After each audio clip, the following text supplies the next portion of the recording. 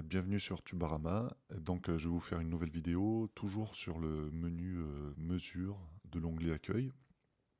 Donc, si vous voulez écrire des notes sans forcément connaître la durée de la mesure, ce que vous allez faire, c'est rentrer ces notes dans une très grande mesure que vous allez couper ensuite. Donc, je vais faire ça sur la partie de phonium. Elle est ici. Donc, je rajoute une mesure parce qu'il y avait des choses décrites avant. Et puis, je vais insérer une signature rythmique, mais très grande. Donc je vais mettre 100 ans. Je fais OK, j'ai mes 100 ans, et puis je vais écrire ce que j'ai à écrire. Alors là, c'est une cadence que j'ai récupérée sur un autre document. Alors là, on voit que ça passe tranquille, mais si je bascule sur la partie de phonium, il va falloir que je sépare ma mesure en deux pour que je puisse voir toutes les notes tranquillement. Donc ce que je vais faire, c'est sélectionner le bon nombre de notes. Je vais m'arrêter au point d'orgue ici. Donc vérifiez bien que que la note soit bleue. Et je vais donc diviser cette mesure en deux. Je clique. Alors normalement, peut-être vous aurez un dialogue qui va vous demander si vous voulez choisir, enfin pour choisir la barre de mesure, tout ça. Je ne retrouve plus ce dialogue, je ne sais plus comment faire. Je pense que ça va être dans les préférences, mais bon, bref.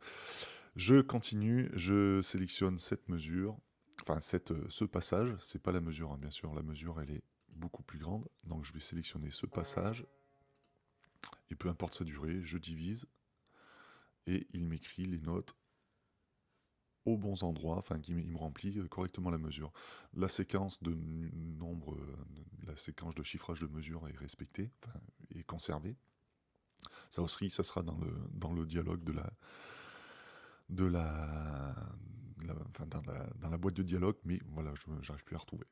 Là, si on veut recommencer une séquence normale, on va faire ça. Et puis je vais supprimer cette mesure, comme ça je suis tranquille. Je reviens sur mon conducteur. Et vous voyez que mes mesures sont correctement insérées. Il y a peut-être un espacement à refaire. Voilà. Et puis, vous supprimez votre chiffrage. Vous dites non pour pas réécrire les mesures. Puis après, vous ferez vos réglages comme bon vous semble. Alors, si il peut se passer la chose inverse, c'est-à-dire que vous avez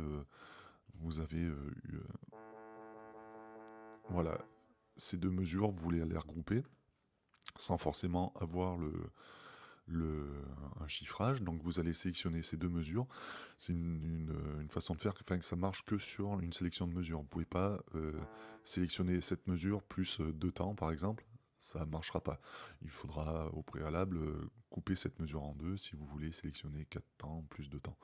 Donc nous, on va sélectionner la mesure complète et on va les joindre. On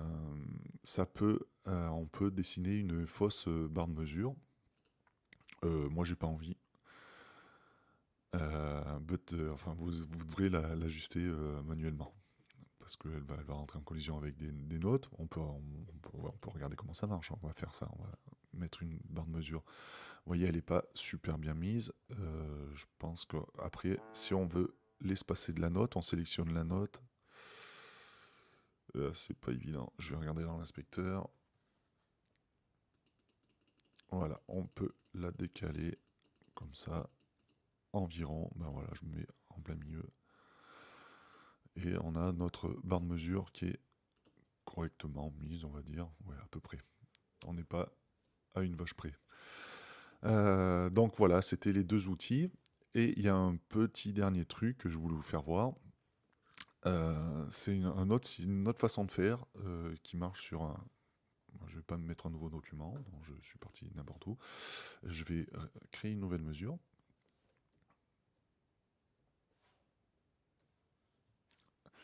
Et on va faire des mesures de 124 temps, ce qui va permettre au plugin de fonctionner correctement. Alors attendez, je vais effacer celle-là. J'efface. Et donc j'écris une mesure de 124 temps.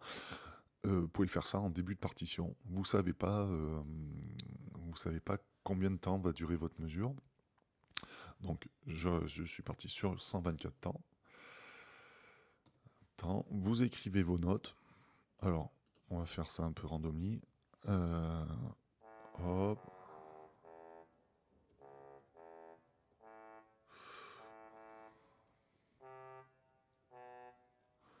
Voilà, j'écris à peu près n'importe quoi. Je touche mon clavier. Vous sélectionnez. Non, vous écrivez votre note. Alors là, et puis je crois que c'est tracer une barre de mesure de rythme libre. C'est dans les outils de composition. Et si c'est en français, c'est qu'il doit être d'origine dans le logiciel. Donc je clique dessus. Et vous voyez que ça m'a écrit 161 32e. Hein, c'est quand même un plus quelque chose de précis.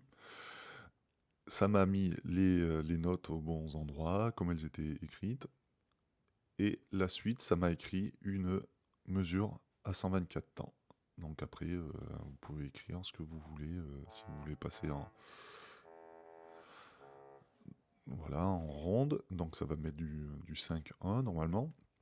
Vous êtes bien en mode édition, hein, le curseur est affiché. Tracez la mesure à 124 temps et remise d'aplomb.